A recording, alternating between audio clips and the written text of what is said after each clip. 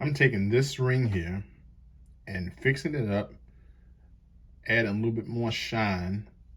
I made this for a friend, Alex, from Harvard Coins, and I made this for him. This ring here represents the year his dad was born. So he had it for a while, and he accomplished the goal of losing some weight. So guess what? The ring has gotten smaller. So this is what I do for customers. I do a free resizing, but what I'm going to do as well is take all the scratches and the dents that over time from wearing a soft metal ring, even though it says 90% silver, has a mixture of copper in it as well. But over time, it does get nicked because of you banging against stuff, you banging against tables and stuff like that, and just the wear and tear. I'm gonna clean it, and I'm also gonna add another coat of patina or liver sulfur to it. So stay tuned and watch this ring turn to a size 11.5 from a 12.5, and also watch how I touch it up. Stay tuned. JT Coin Rings, I'll see you in a few. Okay, so we're going to check the size of this ring just to make sure.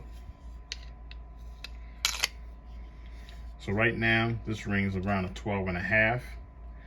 I have to bring it to an 11.5, so I had to reduce it by 1 full size. So just wanted to make sure. Okay, as we see here, we got some dings around that area here. You also see that it's kind of uneven, so I'm gonna smooth this area out. I'm also gonna smooth this area here. This is the cut edge. This will be smoothed out as well. And hope to keep all the detail because it's a coin that was minted in 1936. And I'm going to add a little patina to it so you can see the detail that is left. Okay, so the first thing I'm going to do is shine the cut edge. Then I'm going to shine the rim here, or the reeded edge. Then I'm going to reduce the size down to 11.5. I'm going to clean the ring. Then I'm going to put a fresh coat of patina on it. So I'm going to use some 320 grit sandpaper. I'm also going to use here 400 grit sandpaper. I'm going to jump right to 800. I'm going to cut the chase. I can use 500 and below, but I think I ran out of that. So we're going to use some 800. Then I'm going straight to 1000 grit. I can go straight to 1500, but I'm gonna skip that as well, and I'm gonna go to 2000 grit afterwards, and then I'm gonna go to 3000 grit. This is gonna give it a little shine. As you see, I'm wearing thin. As I said in a previous video, is that, you know, as you make coin rings, your tools and your supplies wear, and that's why you have to put all that in the cost of the ring and the service that you do, because you have to replace every time, at least once a month. So I did have this sandpaper for a while, but it's part of the business. Okay, so what we're going to do first is start the sanding.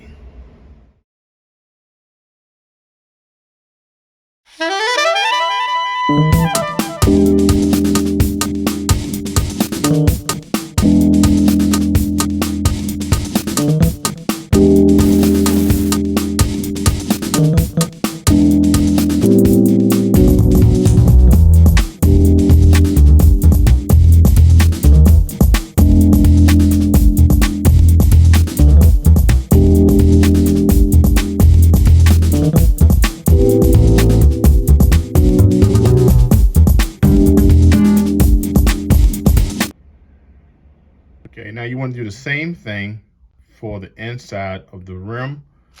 You want to take from 320 and you just want to go like this, and you want to smooth out the inside without killing the detail. So I'm gonna do this from 320 all the way to 3000 grit. Just a simple turn like so. There's easier ways that you can do this, but I'm gonna do it manually. I like to do it manually sometimes.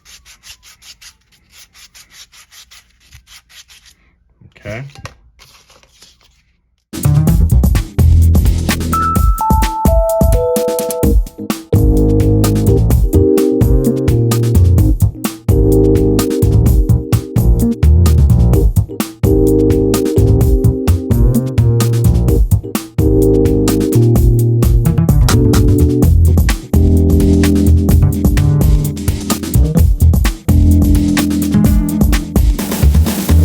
Okay, I'm gonna do the same thing. I'm gonna move from a 320, get to the corner on an angle, and then just start it.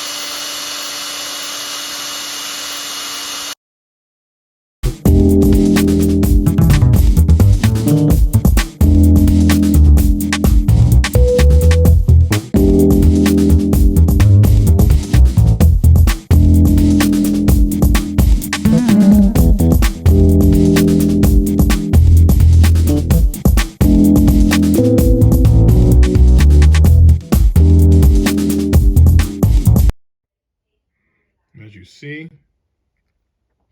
when you tighten up that edge, you get a little shine at the rim.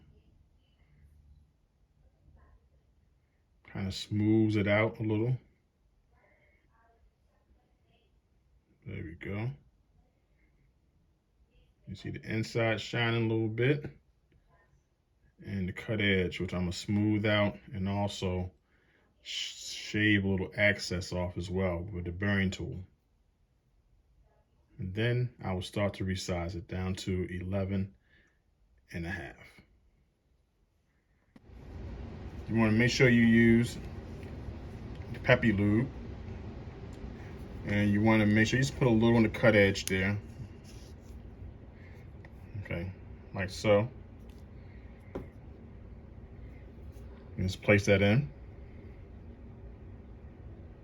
Make sure it's nice and even. You don't want it to be lopsided.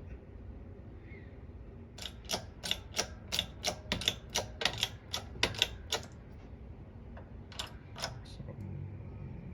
a little there. There we go.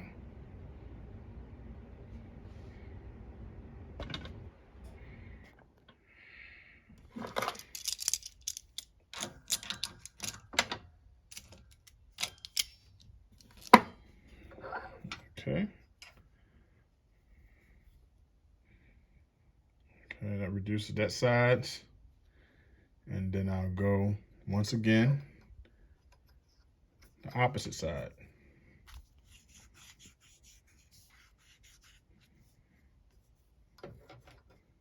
And I just want that be done. I want to do it just a little bit. Okay. And this is what all coin ring creators should do. You want to make sure you can resize your customer's ring because you want them to keep it for a lifetime. It already has sentimental value because 1936 was the year his father was born. His father was a coin collector. He also owned a coin shop. So this is what Alex does now. He is now the owner of the coin shop his father started over 50 years ago. So these coins are sentimental, not just a ring, you know. When he wears it, it reminds him of his father.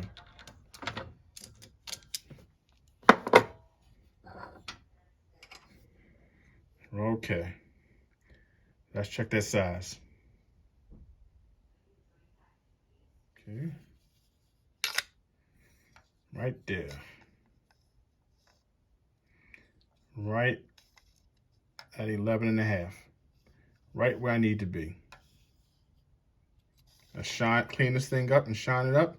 Put a patina on it, and then we're finished. put it in the box, and give it back to Alex.